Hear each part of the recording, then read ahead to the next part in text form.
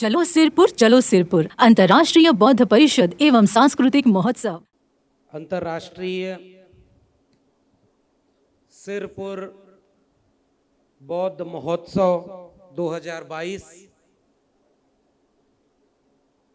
के इस बेहद खास आयोजन में मंच पर बैठे हुए सम्मानित अतिथिगण और इस सभागार में देश भर के अलग अलग इलाकों से आए हुए आप सभी सम्मानित लोगों को आज बुद्ध पूर्णिमा की ढेर सारी बधाई और शुभकामनाएं। बुद्ध पूर्णिमा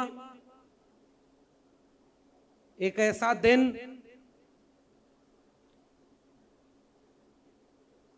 जिसे तथागत बुद्ध के जीवन की 3 बड़ी घटनाओं या 3 अहम चीजों से जोड़ करके देखा जाता है, जाना जाता है।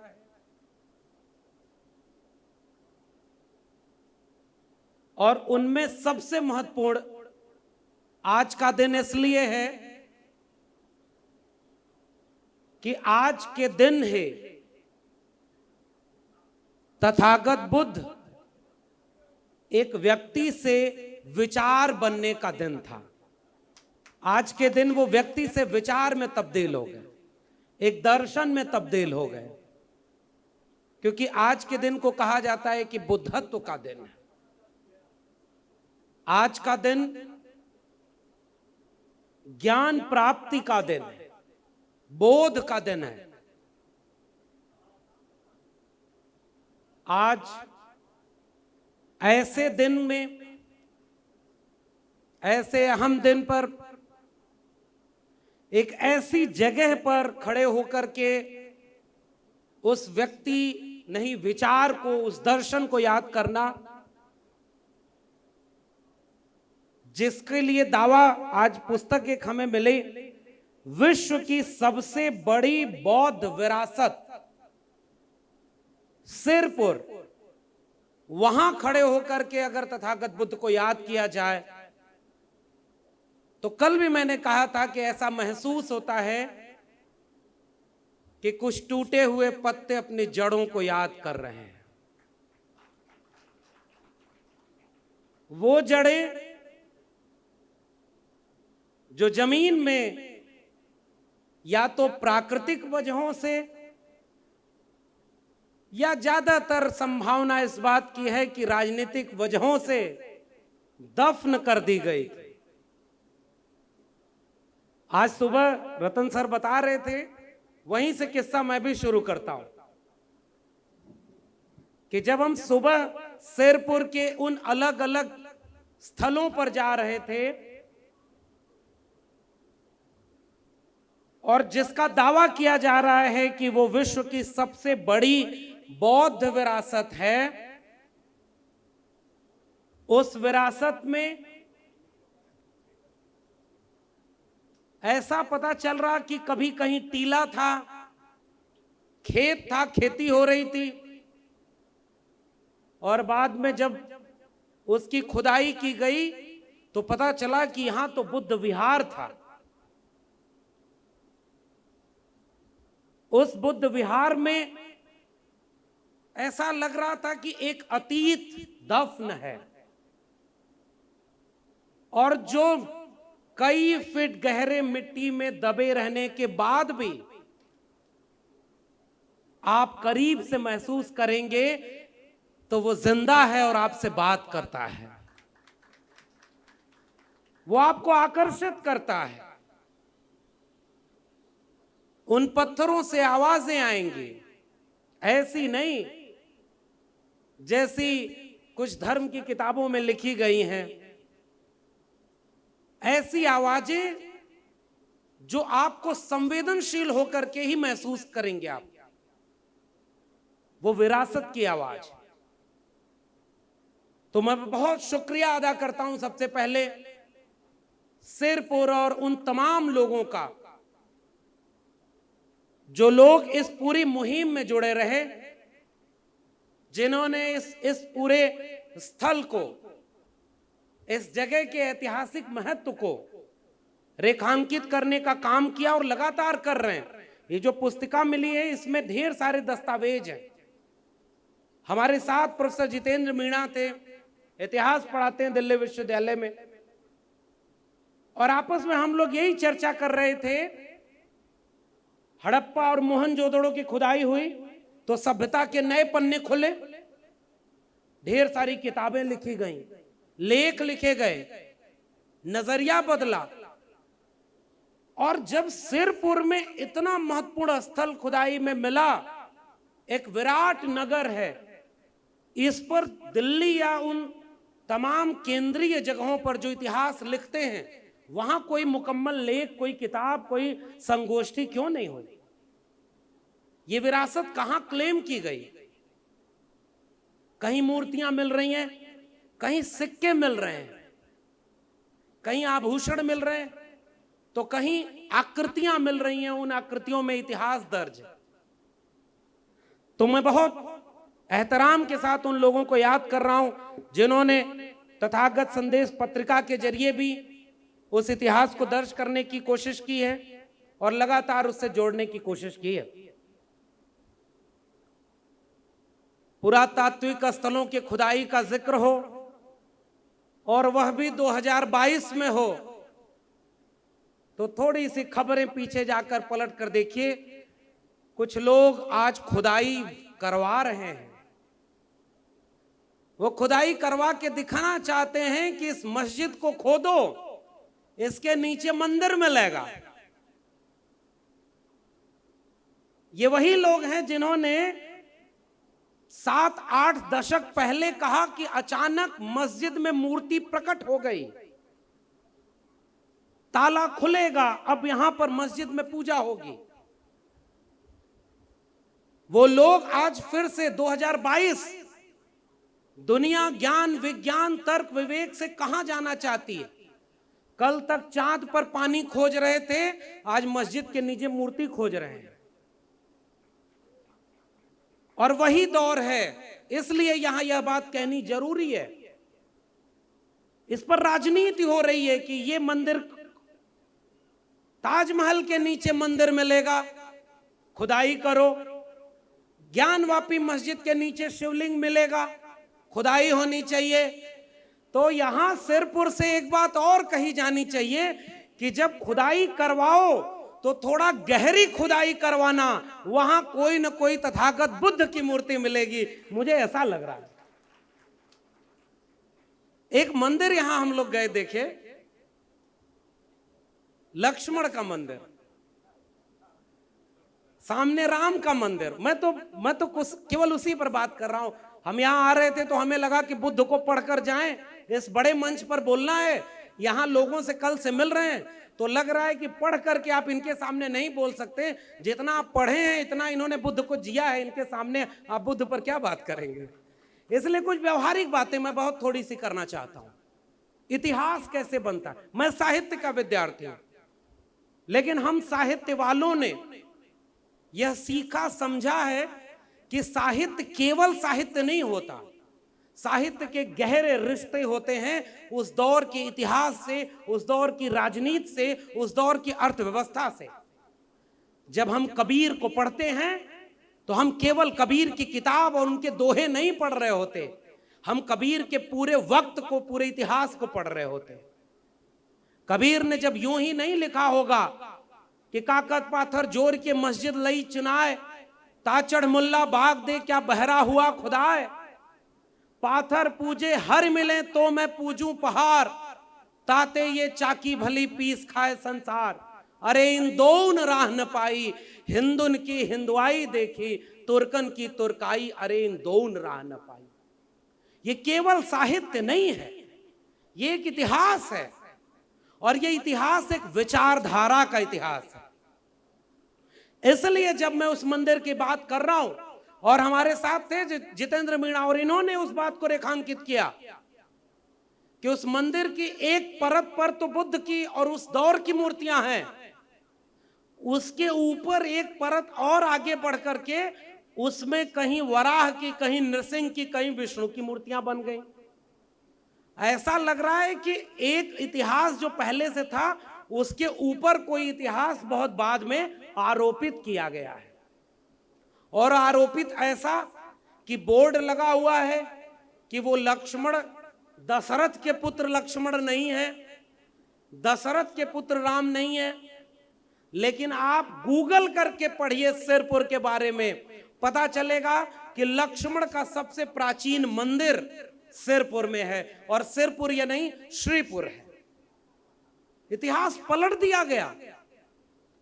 एक राम दशरथ का बेटा, एक राम है घर घर लेटा, एक राम का जगत पसारा, एक राम सब जग से न्यारा। भले ये आप बात इतिहास में लिखी होगी, लेकिन अब कई किस्म के राम थे, ये कोई बात ही नहीं करेगा। हम लोग पढ़ने पढ़ाने के पेशे से जुड़े हुए लोग हैं, और रतन सर ने जो बात कही है वहीं से जोड़ के कर रहा हूं कि हमारी भूमिका क्या है। उन्होंने तथ्य बताए ना, तो हमारी भी जिम्मेदारी यह है कि हम इस मुल्क के सामने एक सवाल पूछें कि तुम कहते हो कि सकल राम में सब जग जानी, सब कुछ राममय है, तो एक बात बताओ कि तुलसी के पहले भी राम थे कि नहीं थे? क्या एक ही राम थे? 300 रामायण, 300 रामायणास एक ही रामानुजन ने एक लेख लिखा। कंब रामायण, तमिल रामायण, बंगला रामायण, भारत के बाहर के कई रामायण। उस इतिहास तक क्यों नहीं जाते? इसलिए मैं एक बात यहां कहना चाहता हूं कि हम आज यहां खड़े होकर तथागत बुद्ध को याद कर रहे हैं, और उसमें याद करने की जगह हमारे पास क्या है? वो जगह है अपनी वैचारिक विरासत को क्लेम करने की, उस पर दावा करने की। क्या ये यूं अनायास ही हो गया कि जो इतना विराट बुद्धिस्ट नगर था, आज उसे हिंदूवादी प्रतीकों से ढक दिया गया है और इतने सारे मंदिर बन गए? ये अनायास तो नहीं है।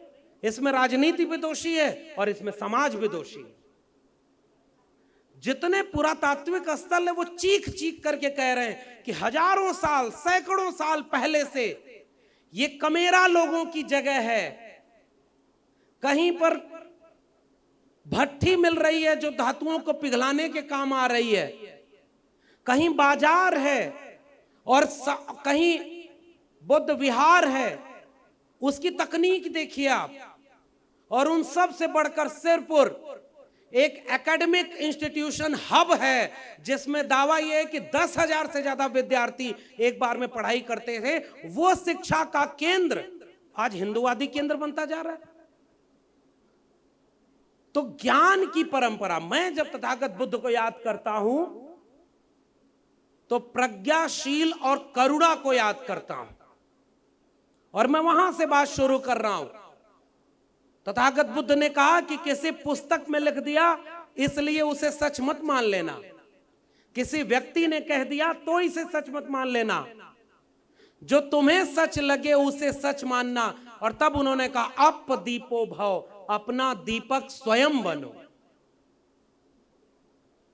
ठीक बात है कि इसकी भी आलोचना होगी कि जिस मूर्ति पूजा के विरोध में तथागत बुद्ध खड़े थे उन्हीं की मूर्तियां क्यों बनी, यह अलग बहस है। लेकिन हम लोग जब मूर्तियों की बात करते हैं तो हमें उसका समाजशास्त्री पक्ष भी देखना चाहिए। मूर्तियां उस पूरी परंपरा के दस्तावेज की तरह होती हैं। वो आत्मविश्वास देती हैं, वो अपनी जड़ों को क्लेम करने के लिए लगाई जाती हैं। इसलिए इन मूर्तियों में, और देखिए विडंबना कि उन मूर्तियों में ऐसा लगता है कि जानबूझ के प्रहार किया गया है, तोड़ा गया है। और सबसे दिलचस्प, लक्ष्मण मंदिर में एक जगह मूर्ति बनी है जिसमें पूरा सर एक बुद्धिस्ट मूर्ति का है और मुंह के पास से तोड़ करके वहां एक सूंड लगा दी गई है। इतिहास में हर जगह वही जगह खोज करके सूंड लगाई जा रही है। अगर इसे नहीं रोका गया बौद्धिक और सांस्कृतिक रूप पर, तो अगले कुछ दशकों में ऐसा न हो जाए कि गर्दनें कट जाएं और ऊपर एक नई गर्दन जुड़ जाए और नए नए अवतार बन जाएं और हमारी पीढ़ियां उस अपने अतीत से कट जाएं। हमारी जिम्मेदारी इस बात की है कि हम क्लेम करें। एक पुस्तक में पलट रहा था यहां आने के पहले, डॉक्टर राजेंद्र प्रसाद सिंह सासाराम के, बहुत शोधपरक काम उन्होंने किया। मसलन इस पुस्तक का दावा यह है कि सिद्धार्थ नाम ही नहीं था गौतम बुद्ध का, सुकृति नाम मिलता है। हम लोगों को क्या पढ़ाया गया बचपन से?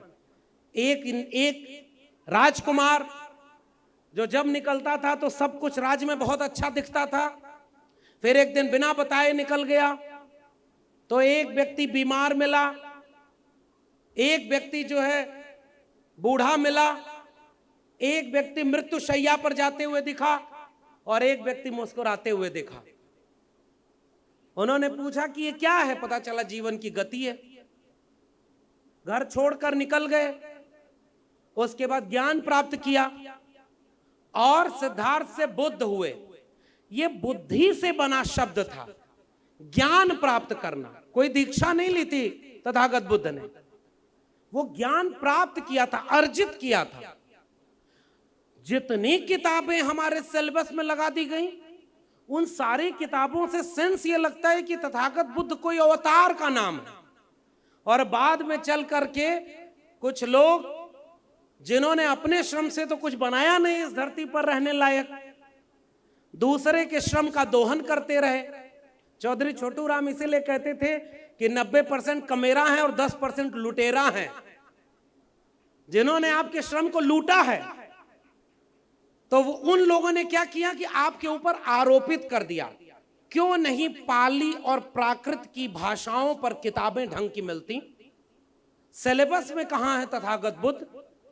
ये मेरे मन में एक सवाल था। और जब मैं राजेंद्र प्रसाद सिंह को पढ़ रहा था, आप कल्पना करिए कि इस किताब में लिपियों के पढ़ करके, उन भग्नावशेषों को देख करके, तमाम जो पुरानी पांडुलिपियां हैं उनको पढ़ करके, और उसके साथ साथ जो और महत्वपूर्ण चीज थी, इन्होंने क्या दावा किया कि बहुत सारी दुनिया में लोग जहां पर बुद्ध का विचार गया, हमारे यहां कुछ लोग कहते हैं कि हम आर्यावर्ते जम्बू द्वीपे भारत खंडे वाले हैं, विश्व गुरु हैं, लेकिन बुद्ध के विचार को मानने वाले दुनिया के कई देश भारत को गुरु भूमि मानते हैं।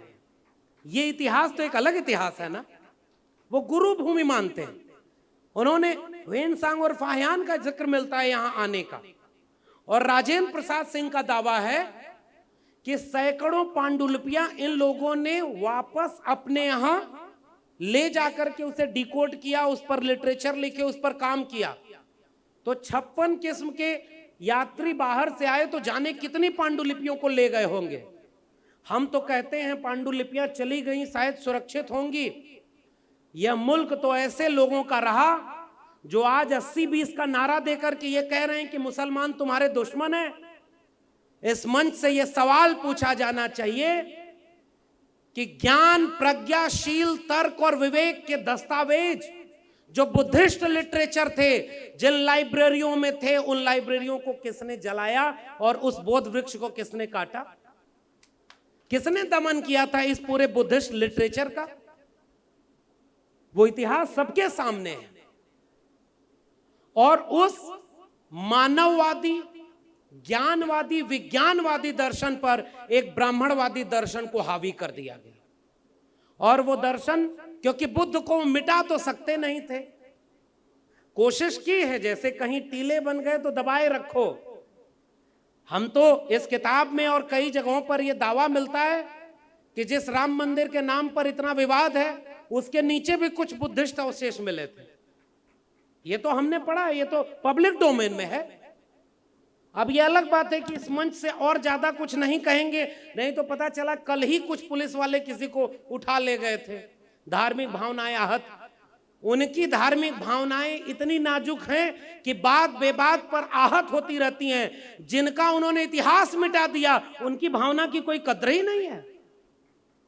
आपने मिटाने की कोशिश की। इसलिए जो बात इस पुस्तक के जरिए और जो चीजें हमने समझी, मेरी नजर में बुद्ध को पढ़ना, उस विचारधारा को पढ़ना है जिसके मूल में ज्ञान है। इसीलिए, और इस पुस्तक में डॉक्टर अंबेडकर ने, रतन सर जिक्र कर रहे थे, पढ़िएगा इस पुस्तक को, बहुत शानदार है। भगवान बुद्ध और उनका धर्म, Buddha and his Dhamma, doctor BR Ambedkar की। इसमें आसान भाषा में इन्होंने समझाने की कोशिश की है कि धर्म अलग चीज है और धम्म अलग चीज है। और अगर बुद्ध की बात होगी तो आलोचना इस बात की करिए कि बौद्ध धर्म को धर्म कहने वाले लोग कैसे इसके खिलाफ काम कर रहे हैं। धम्म के केंद्र में आस्था और विश्वास नहीं है, धम्म के केंद्र में तर्क और विवेक है, वैज्ञानिक दृष्टिकोण है। इसलिए धम्म धर्म नहीं है। धम्म के केंद्र में प्रज्ञा है। प्रज्ञा का अर्थ ही बुद्धि से जुड़ा हुआ है। सोचिए, एक बुद्धिवादी दर्शन है तथागत बुद्ध का, शील है, करुणा है। और जब मैं करुणा कह रहा हूं तो मैं उस नायक की बात कर रहा हूं जिसकी करुणा ऐसी थी कि जंगल के पशु पक्षी आकर के उसके पास बैठते थे। ये किससे नहीं है, उन लोगों के ऊपर यह प्रश्न चिन्ह है जिन्होंने अपने देवी देवताओं को खुश करने के लिए पशुओं की बलि देना शुरू किया। तथागत बुद्ध पशु हिंसा के खिलाफ खड़े हुए और उन्होंने अहिंसा की बात की थी। ये वैचारिक दो छोर है ना। इसलिए मैं जब बुद्ध को याद कर रहा हूं तो प्रज्ञाशील करुणा को याद कर रहा हूं।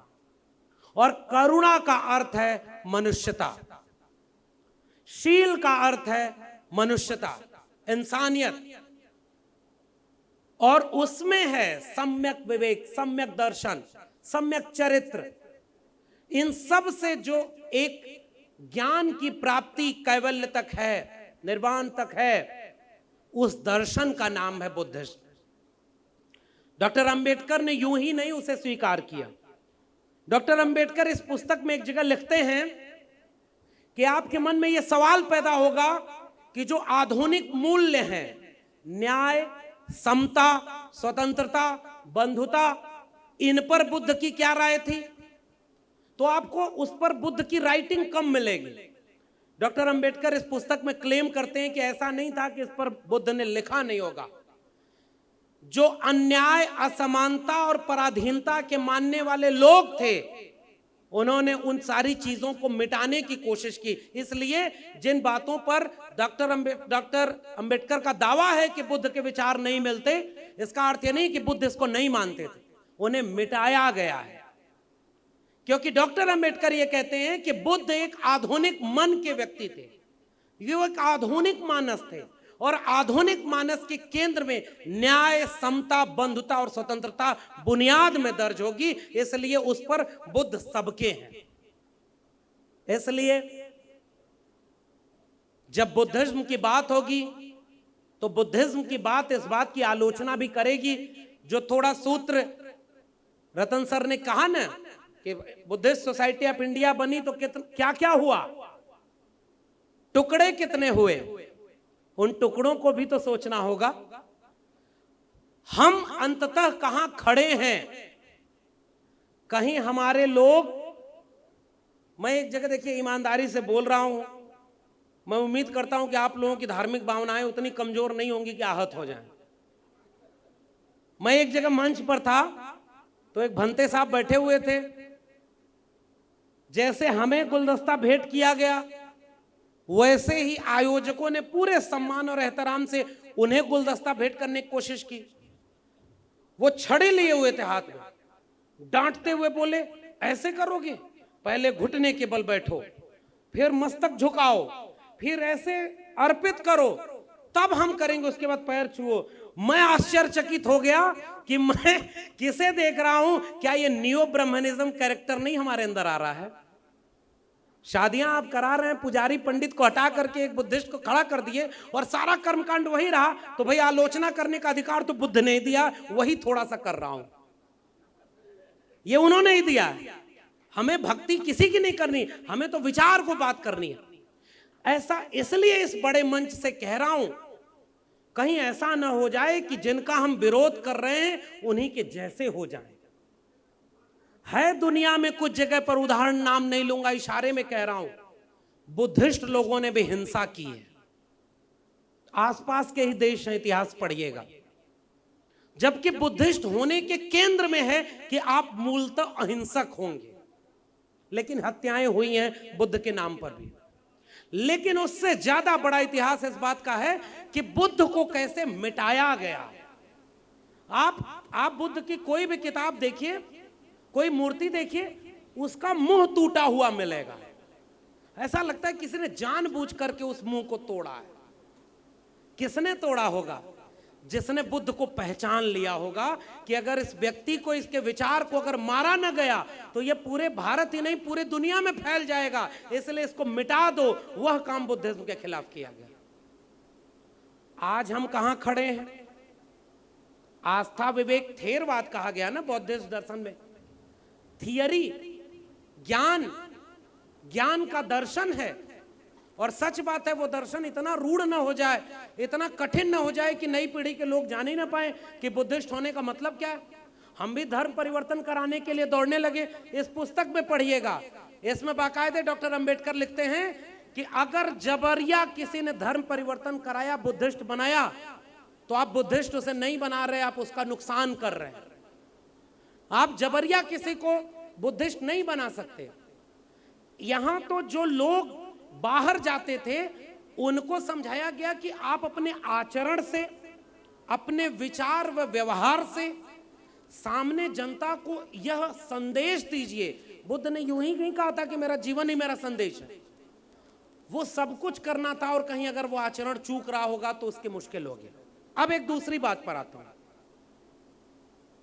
आज जब बुद्ध की बात की जाती है तो बुद्ध की कोई भी मूर्ति हिंसक नहीं है। हम तो उन लोगों के दौर में हैं, छत्तीसगढ़ में हूं, सामाजिक न्याय की बात करते करते कब राम पथ गमन बन जाएगा यह पता ही नहीं चलेगा। 2400 किलोमीटर का आलोचना तो हम उसकी भी करेंगे। यहां से आए थे पिछली बार यहां भी मुख्यमंत्री। इस मंच से यह सवाल पूछने की जरूरत है।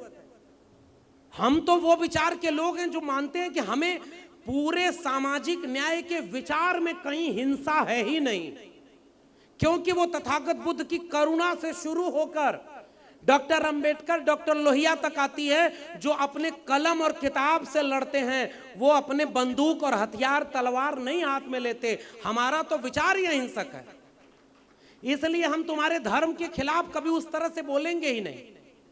लेकिन हम एक सवाल पूछेंगे कि क्या सिरपुर को एक अंतरराष्ट्रीय बौद्ध केंद्र की तरह नहीं स्थापित किया जा सकता है? पता ये चला कि 15 साल में ये हिंदू केंद्र बनता जा रहा है। बनवाइए आप कौशल्या का मंदिर, बनवाइए आप राम पथ गमन। पता नहीं राम इधर आए भी थे कि नहीं आए थे। अब एक सवाल मेरा ये है कि हमारी लड़ाई किस दिशा में जानी चाहिए। आज बुद्ध पूर्णिमा के दिन सिरपुर के इस बड़े मंच से, जिसे अंतरराष्ट्रीय स्तर पर लोग देखते हैं, मेरा सवाल है, ओबीसी समाज में पेरियार ललई सिंह यादव डॉक्टर BR अंबेडकर के साथ बौद्ध धर्म स्वीकार करना चाहते थे और उसी दिन वो नागपुर जाना चाहते थे। धर्मवीर हमारे बीच में आए हुए हैं, उन्होंने शोध किया है, वो आपको विस्तार में बताएंगे। नहीं जा पाए पेरियार ललई सिंह यादव, लेकिन बाद में रामलीला मैदान में उन्होंने उन्हीं बनते साहब से दीक्षा ली जो वहां पर बाबा साहब को दीक्षा दिए थे। मौर्य समाज हमारे यहां यूपी में है, उसमें एक समय में बहुत तेजी से प्रचलन था बुद्धिस्ट कल्चर से जुड़ने का।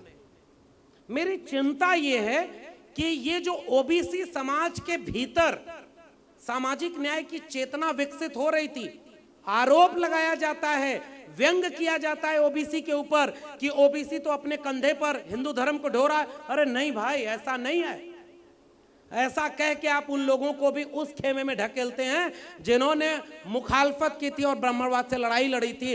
उनमें से पेरियार ललई सिंह यादव थे, चंद्रिका प्रसाद जिज्ञासु थे, रामस्वरूप वर्मा, जगदेव बाबू थे, और एक लंबी विरासत हमारे सामने है जिन्होंने उत्तर भारत में यह सब काम किया। बाबा साहब की किताबों का अनुवाद कराया, लखनऊ में अधिवेशन कराया, तमाम लोग ओबीसी के हैं जिन्होंने सामाजिक न्याय के लिए काम किया है।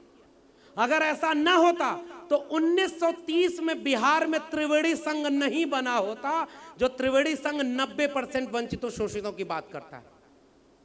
पुनर्जन्म और भाग्यवाद, इनसे निकला ब्राह्मणवाद। कितना आसान बताया उस त्रिवेणी संघ ने, जो ओबीसी के लोग अगुवाई कर रहे थे, कि पुनर्जन्म और भाग्यवाद, इनसे निकला ब्राह्मणवाद।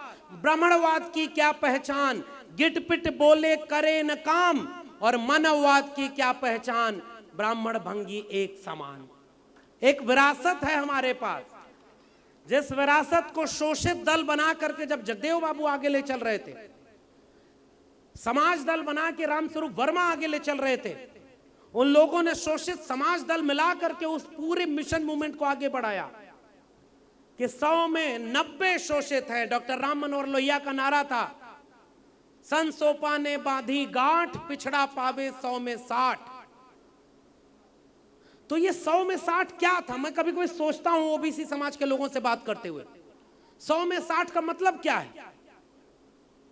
तो 100 में 60 के नारे को और आसान और विस्तार देकर के जगदेव बाबू ने जब किया आगे, रामस्वरूप वर्मा ने आगे बढ़ाया, जिसमें समता की चाह नहीं वह बढ़िया इंसान नहीं, समता बिना समाज नहीं, बिन समाज जनराज नहीं, जो जमीन को जोते बोए वो जमीन का मालिक होए, मिटे गरीबी और अमीरी, मिटे चाकरी और मजबूरी, दो बातें हैं मोटी मोटी, हमें चाहिए इज्जत रोटी। 100 में 90 शोषित हैं, शोषितों ने ललकारा है, धन धरती और राजपाट में 90 भाग हमारा है। मुझे लगता है कि आज थोड़ी सी भाषा बदलने की जरूरत है। जैसे रतन सर ने कहा ना, बहुत शानदार बात कही, तथागत बुद्ध का मतलब ही है कि जिसको समझाना है उसकी भाषा में समझाओ, उसके जैसे बनो। हम आज सामाजिक न्याय के लोग कहीं ऐसा तो नहीं पुरानी, मैं ये दोहा केवल इसलिए पढ़ रहा हूं कि विचारधारा को जोड़ सकूं, लेकिन भाषा तो हमें बदलनी पड़ेगी। तो मैं ये सवाल पूछता हूं ओबीसी लोगों और बहुजन लोगों से कि 100 में 90 का मतलब कहां हिस्सेदारी लेना चाहते हैं? तो बाबू जगदेव प्रसाद ने इशारा किया था, धन, धरती और राजपाट। यानी इस देश का 90% संपत्ति जितनी है वो इस देश के 90% वंचितों शोषितों के पास होनी चाहिए थे कि नहीं? कल हम लोग थे जहां बैठे थे, वहां झगड़ा हो गया शूद्र वर्सेस नॉन शूद्र पर, बहुत झगड़ा हुआ और वह तार्किक झगड़ा है। रतन सर से अक्सर बात होती है तो इनसे एक बात से मैं सहमत होता हूं, और यही बात मैंने कई जगह बोली। लोग हमसे पूछते हैं तुम कृष्ण वाले यादव हो कि ललई सिंह वाले यादव हैं? मैं उनसे कहता हूं कि देखो, एक व्याख्या तो कृष्ण के भी कृषक पशुपालक नेता की है, कृष्ण तो देवता ही नहीं है, यह भी तो एक व्याख्या है। कृष्ण को अपमान क्यों झेलना पड़ा? 16,000 रानियां बचपन से ही छेड़खानी कर रहे हैं। राजेंद्र यादव हमारे हिंदी के एक बड़े आलोचक हुए हैं। राजेंद्र यादव ने बड़ी बेबाकी से उस समय कहा था, लगाओ यहां से भी यूएपीए लगाओ, आपके राज्य में भी बुलडोजर नहीं चल रहा है, हम लोग की तरफ तो बुलडोजर चल रहा है। फिर भी हम लोग डरने वाले थोड़े ही हैं। आप जब इतने बड़े बड़े महापुरुषों की बात कर रहे हैं तो इनसे कुछ मिले ना मिले, एक बात तो मिलती है, पूरी कायनात तुम्हारे खिलाफ रहे तब भी न ये हमारे पुरखे डरे और न झुके, न समझौता किया, इसलिए हम यहां खड़े हैं। और बिल्कुल ठीक इशारा इन्होंने किया, कुछ लोग थोड़ी सी चीज में ऐसे डरे, ऐसे बिक गए कि वहां चुपचाप करके हमारे सपनों का सौदा कर रहे हैं। मैं फिर से कह रहा हूं उस हिम्मत के साथ, राजेंद्र यादव ने अपने संपादकीय में हंस में लिखा कि पहला आतंकवादी तो हनुमान था। अब इससे आगे नहीं बोलूंगा, ये तो दस्तावेज है, ये तो किताब में लिखा हुआ है, मैं इससे आगे नहीं बोलूंगा, इशारा काफी। तो इसी तरह से मैं एक बात कह रहा हूं, राजेंद्र यादव ने अपने एक लेख में लिखा कि मैं कभी कभी सोचता हूं कि दक्षिण भारत ज्योतिबा फूले की जमीन है, ज्योतिबा फूले ने इतना लिख दिया है ना कि अगर इस मंच से बोलने लगे तो उनके सारे नियम कानून ध्वस्त हो जाएंगे, इतना कठिन लिख दिया है। और लिखते लिखते कहा कि ये कलम कसाई थे सब, जिन्होंने हमारा इतिहास नहीं लिखा। इंद्र के बारे में, वामन के बारे में, परशुराम के बारे में क्या क्या लिखा है पढ़िए ज्योतिबा फूले से। फरसा पकड़ने वाले नेताओं को गुलामगिरी भेंट करिए, हो सकता है विवेक खुल जाए, प्रज्ञाशील, करुणा, तर्क, विवेक पर वापस लौट आए और आज बुद्ध जयंती के दिन कहें कि हाँ सामाजिक न्याय का भारत बनाएंगे, उसमें शोषकों को शोषकों के साथ नहीं जोड़ेंगे। उस राजेंद्र यादव ने जब बात कही तो मेरे मन में एक सवाल आया, आखिर क्या बात है कि महाराष्ट्र की जमीन में पुनर्जागरण जाति के सवाल को एड्रेस करता है। मैं यहां से गंभीर सवाल उठा रहा हूं। जाति के सवाल पर ज्ञानदेव, नामदेव, तुकाराम और वहां से होते हुए ज्योतिबा फूले तक वो पूरी धारा होती है। और ज्योतिबा फूले के बाद दलित पैंथर मूवमेंट चलता है, इतना एग्रेसिव। दक्षिण में चले जाइए तो वहां अकेले पेरियार काफी हैं। जनेऊ किसको पहनाया था, मैं इशारे में बोल रहा हूं। आप लोगों को पता है जनेऊ किसको पहनाते थे पेरियार? समझ तो गए ही होंगे। एक चुटकुला है कि एक घर में तोता पाला तो दूसरा दोस्त जब आता था तो जब तोता उसको देखे तो तोता कहता था पागल आ गया, पागल आ गया। वो दोस्त बड़ा चिढ़ गया, मालिक से कहा कि तुम्हारा तोता हमको गाली देता है। तो मालिक जाके उसको डांटा कि हमारा बहुत प्रिय दोस्त है, तुम इसको आइंदा कभी गाली मत देना। अगली बार दोस्त आया, तोते को देख रहा है, तोता दोस्त को देख रहा है, कुछ नहीं बोला। जब जाने लगा दोस्त तो तोता बोल रहा है कि सुनो, समझ तो गए ही होगे तुम। मैं सही कह रहा हूं कि दौर ऐसा है कि कुछ चीजें इशारे में भी हम लोग पढ़ने लिखने वाले लोग हैं ना, हम लोग ऐसी बात क्यों बोलें कि हमको कहीं जेल जाने की जरूरत, हम अपने से नहीं जाएंगे, बाकी तुम ले जाना ले जाओ। इसलिए मैं केवल बात कर रहा हूं कि पेरियार को तो पढ़ो भाई, हम तो अपनी तरफ से कुछ कह भी नहीं रहे। और आपको भी एक सलाह दे रहा हूं, अपनी ओर से मत लिख दीजिएगा कि ब्राह्मण सब पापी है, कलम कसाई है। आप लिखिए ब्राह्मण कलम कसाई है, नीचे लिखिए ज्योतिबा फूले, जो छपा है महाराष्ट्र सरकार के द्वारा, और जब्त करनी है तो पहले ज्योतिबा फूले किताब जब्त करो, अपने नाम से मत लिखिएगा, तब जाकर ये चालाकी बहुत जरूरी है। आप अपने ही धर्म का विरोध करने लगते हैं। अरे आपके पुरखे इतना विरोध कर दिए हैं कि अगर इन्हीं को पढ़ करके जीना शुरू करिए तो अपनी ओर से कुछ नहीं करने का जरूरत है। उनको विरोध करना है तो करें डॉक्टर अंबेडकर का विरोध, करें फूले और पेरियार का विरोध। एक बार पेरियार पर कुछ बोल दिए थे, दक्षिण भारत में आज तक एक भी सीट मिली नहीं है। और वहां एक मुख्यमंत्री ऐसा है जो खड़ा होकर के कहता है कि हाँ हमारे पास लीगेसी है पेरियार की, मंदिर में पुजारी कौन बनेगा ये जाति से तय नहीं होगा, रिटन एग्जाम कराएंगे और हर जात के नेता, हर जात के लोगों को पुजारी बनाएंगे। वो भी एक नेता है ना, इसी दौर में सामाजिक न्याय कर रहा है ना। इसलिए मैं रेफरेंस के साथ बोल रहा हूं, राजेंद्र यादव ने लिखा उत्तर भारत इसलिए सांस्कृतिक और सामाजिक रूप से कमजोर रह गया क्योंकि तीन चीजें यहां बहुत हावी हो गई, गंगा, रामचरितमानस और गीता।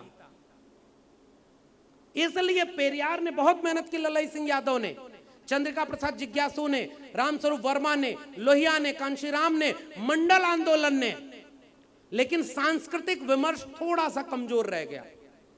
हमारी जिम्मेदारी आज बुद्ध जयंती के दिन यह वादा करने की है, ज्ञानशील, करुणा, प्रज्ञा, विवेक, तर्क के विचारधारा, उसे उत्तर भारत में जैसे ही हम सांस्कृतिक रूप से, सामाजिक रूप से मजबूत करेंगे। अब उसके लिए आपको शूद्र शब्द चुनना है, शूद्र चुन लीजिए, श्रमजीवी चुनना है, श्रमजीवी चुन लीजिए, दलित, पिछड़ा, आदिवासी चुनना है, वो चुन लीजिए, कोई भी शब्द चुन लीजिए, मिशन मूवमेंट को तो आगे ले चलिए, ये मेरा निवेदन है। और जो थोड़ा भी अगर आपके साथ आ रहा है उसे चिढ़ाइए मत। ओबीसी को आप बहुत चढ़ाते हैं, चढ़ाना भी चाहिए थोड़ा बहुत। आधी आबादी मंडल कमीशन कह रही, और मंडल कमीशन ने कहा, मंडल कमीशन को जब मैं पढ़ता हूं तो मुझे लगता है, या पूरे मूवमेंट को पढ़ता हूं, भारत के संविधान को पढ़ता हूं, मुझे बार बार एक बात महसूस होती है कि भारत के संविधान के मूल में, मंडल कमीशन के मूल में कहीं तथागत बुद्ध का विचार भी शामिल है, इसीलिए वो इतनी ताकतवर किताबें हमारे पास है। तो ये ठीक बात है कि ओबीसी को अपना हक लेना था धन धरती राजपाट में, शिक्षा रोजगार में। मेरा सुझाव यह है कि तथागत बुद्ध किस बात की बात करते थे? ज्ञान विश्वविद्यालय और ज्ञान की बात करते थे। मुझे सुबह जब जा करके वहां दिखाया गया कि ये जो आकृति आप देख रहे हैं ये डिग्री थी, ये डिग्री दी जाती थी, जो पढ़ाई कर रहे हैं उनको डिग्री दी जाती थी।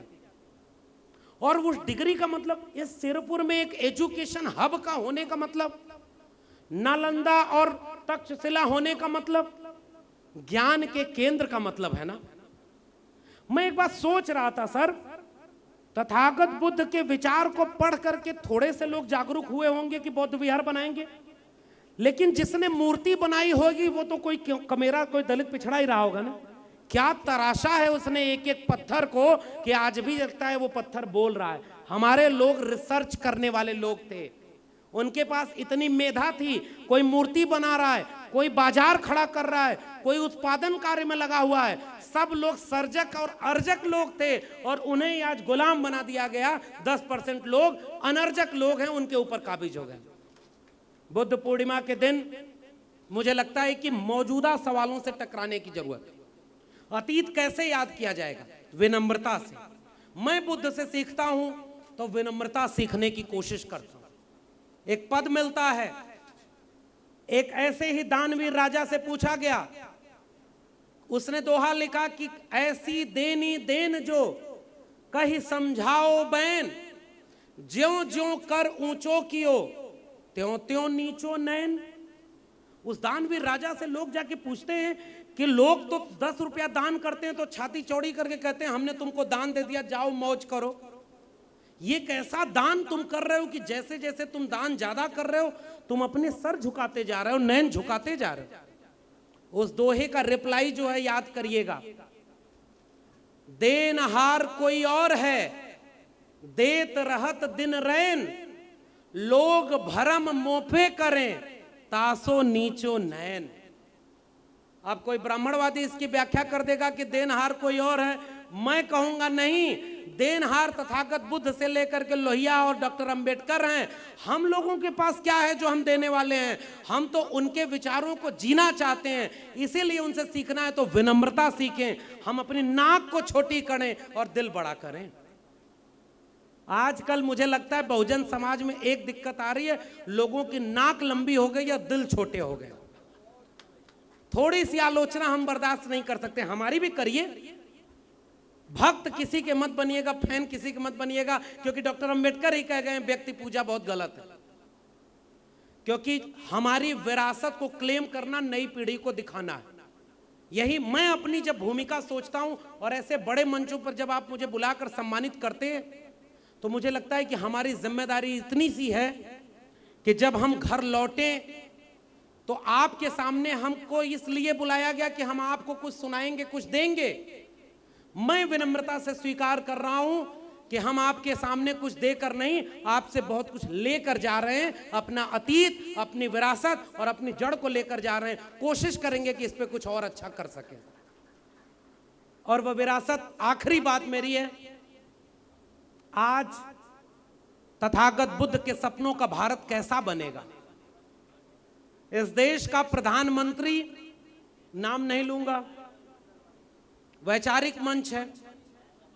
इस देश के प्रधानमंत्री जब विदेश में जाते हैं तो कहते हैं कि हम युद्ध के नहीं बुद्ध के देश हैं, और भारत में आते हैं तो दिन रात बुद्ध के खिलाफ युद्ध छेड़े हुए हैं। ऐसे विडंबना के दौर में हम जी रहे हैं। आज वो लुम्बिनी पहुंचे हैं। कौन? फकीर हूं, झोला लेके चल दूंगा एक दिन। वही लुम्बिनी पहुंचे हैं, वहां बुद्ध को याद कर रहे हैं। दिल में गोडसे गोलवलकर हेडगवार हैं और सामने बुद्ध की मूर्ति के सामने दंडवत हो रहे हैं कि आप हमारे वैचारिक पुरुष हैं और आपसे हम बहुत कुछ सीखने आए। अब इससे समझना हमें क्या है? इससे समझना हमें यह है कि क्या ऐसा तो नहीं होगा कि जो बुद्ध का नाम लेगा, जो अंबेडकर का नाम लेगा, सबको आप अपना मान लेंगे क्या? बुद्ध की मूर्ति कोई बनवा दे, अंबेडकर की मूर्ति कोई बनवा दे, तो क्या वो आपका अपना होगा? मेरा निवेदन इतना है, बुद्ध के सपनों का एक विश्वविद्यालय जो बनवा दे उसे अपना मानिएगा, बाकी कोई बुद्ध का वारिस नहीं हो सकता। क्योंकि मैं तो विश्वविद्यालय की नजर से बुद्ध को देख रहा हूं, शोध की नजर से देख रहा हूं, इसीलिए बार बार जिक्र कर रहा हूं प्रज्ञाशील, करुणा, तर्क और विवेक का। हर जगह बुद्ध के दर्शन में तर्क और विवेक व वैज्ञानिकता है। और बुद्ध का मतलब यह बुद्धि। खोजिए उन लोगों को जिन्होंने बुद्ध से बुद्धू भी बनाया है। ये कड़वी बात है लेकिन यहां से कहनी चाहिए कि नहीं। ये बुद्धू शब्द का आविष्कार कहां से हुआ? हमारे यहां बुद्ध, बुद्ध से बुद्धि, बुद्धि से तर्क विवेक, और अपमानित करने के लिए विष्णु का अवतार बना दिया बुद्ध को। अरे मूर्खों, मैं एक सवाल पूछता हूं। जब बुद्ध से उनके शिष्य ने पूछा आप आत्मा को नहीं मानते, तो बुद्ध ने कहा ये आत्मा होती क्या है? मनुष्य मर जाता है तो वो आत्मा जाती कहां है? मनुष्य के भीतर वो आत्मा आती कहां से है? इस दुनिया के परे कोई दुनिया नहीं है, इस दुनिया के पहले कोई दुनिया नहीं थी। इसलिए एक घोर दार्शनिक विचारक हैं बुद्ध, जिन्होंने हर तरह से ब्राह्मणवाद और मनुवाद के जड़ में मट्ठा डालने का काम किया। इसलिए उनके खिलाफ इस देश में सबसे ज्यादा अन्याय व अत्याचार हुआ। लेकिन बुद्ध के विचार मरे नहीं, बुद्ध के विचार आगे बढ़े, नागार्जुन तक आगे बढ़े, सिद्धोनाथों तक आगे बढ़े। और मैं हिंदी साहित्य का विद्यार्थी अपने पुरखे कबीर को याद करता हूं, और जहां बुद्ध का विचार मुझे सीधे इस रूप में नजर आता है, मेरा तेरा मनवा कैसे एक होई रे, मैं कहता आंखन की देखी, तू कहता कागज की लेखी,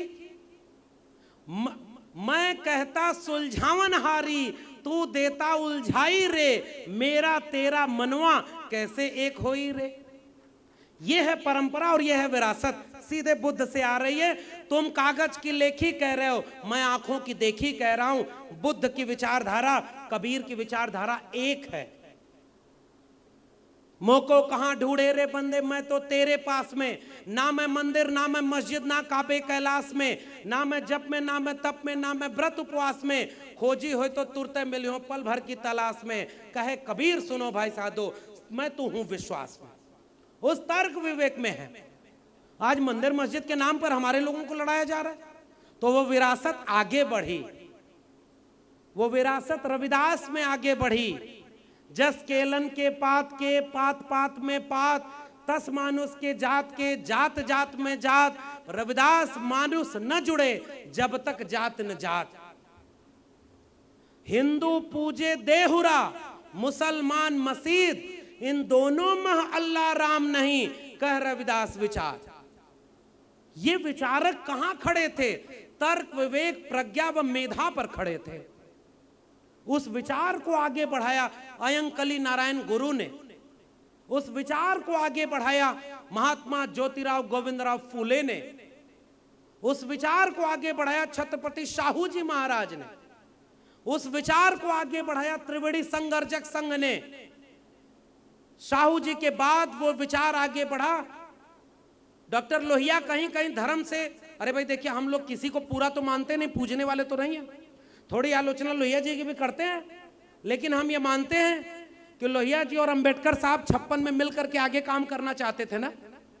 पेरियार और अंबेडकर साहब और लोहिया मिलकर के आगे काम करना चाहते थे ना। भगत सिंह को याद करते हैं, कुटी अरसू में पेरियार और बाबा साहब मूक नायक में, जब 23 मार्च 1931 को भगत सिंह को फांसी दी जाती है, कि वो एक ऐसा नौजवान था जो नास्तिक था। वो कहता था कि ईश्वर ईश्वर कुछ नहीं है। हमारे बुद्ध वो भी कहते थे सब कुछ ज्ञान प्रज्ञा मेधा है। वो विरासत कंटिन्यू है ना। उस विरासत में एक पड़ाव आता है भारत का संविधान जब लागू होता है, और उस विरासत का अगला पड़ाव आता है जब मंडल कमीशन लागू होता है। आपके सामने ये सांस्कृतिक अतीत रखते हुए मैं बस आखिरी वाक्य बोल रहा हूं। हमारे सामने जो लड़ाई है वो विचारधाराओं की लड़ाई है। एक तरफ वो विचार है जिसके केंद्र में वेद और पुराण है, आस्था व विश्वास है, अंधविश्वास है, कर्म कांड है, और उस कर्म कांड की तो ऐसी ऐसी गाथाएं हैं कि वो बोली और मानी ही नहीं जा सकती। दुनिया के किसी देश में अगर आप जाके कहेंगे कि 8 हाथ वाले लोग होते थे, तो कुल लोग हंसेंगे कि मानेंगे कि चमत्कार है। दुनिया में आप नहीं बता सकते, लेकिन दुनिया में बुद्ध को आप ले जा सकते हैं, और बुद्ध गए।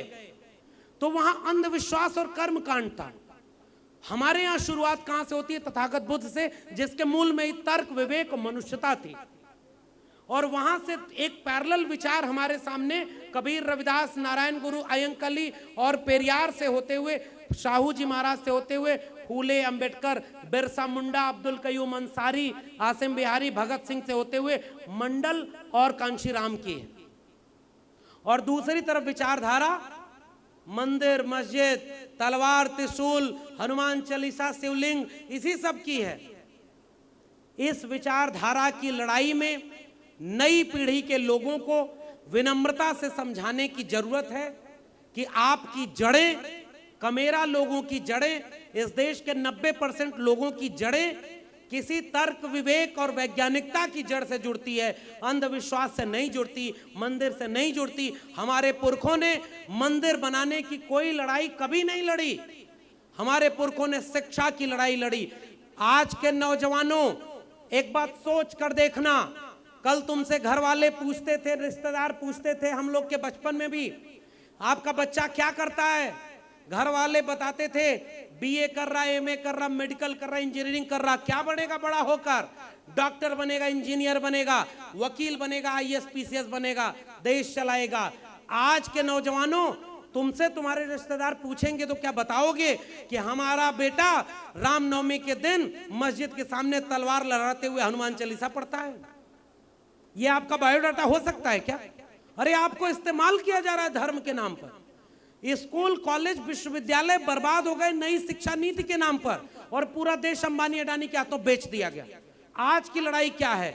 आज ये पूरी सामाजिक न्याय की विचारधारा, तथागत बुद्ध को याद करना, इस बात पर, इस जमीन पर खड़ा होकर खुद से एक वादा करने का नाम है, स्कूल, कॉलेज और विश्वविद्यालय बचाइए, मंदिर, देवालय और शौचालय उनके जिम्मे छोड़ दीजिए। हम लोग स्कूल, कॉलेज और विश्वविद्यालय बचाने की लड़ाई बर्बाद कर दिया है। स्कूल 6 लाख से ज्यादा सरस्वती शिशु मंदिर बना करके धर्म का बीज वो रोप रहे हैं।